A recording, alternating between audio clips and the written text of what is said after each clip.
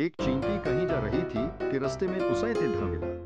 तिधाई ने कहा, रुक जाओ चींटी बहन। चींटी रुक गई और बोली, बताओ क्या बात है। तिधा कहने लगा, बहुत अच्छा मौसम है, चलो बाग में घूमने चलता है। चींटी ने कहा, मैं कैसे खेलूं?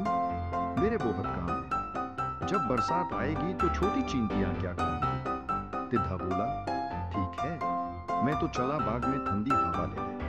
एक दिन बदल आ गए और बारिश होने लगी। तिधा बारिश में भीगता हुआ चींटी के दरवाजे पर आया और कहने लगा, चींटी बहन, मैं बारिश में भीग गया हूँ, मुझे अपने घर में पनाह दे दो। जैसे ही बारिश रुकाएगी मैं चला जाऊंगा। चींटी ने कहा, भाई तिधा, तुमने सारा साल कोई काम नहीं किया, न घर बनाया, न अनाज जमा किया, मैं तुम्हारी मदद नहीं कर सकती।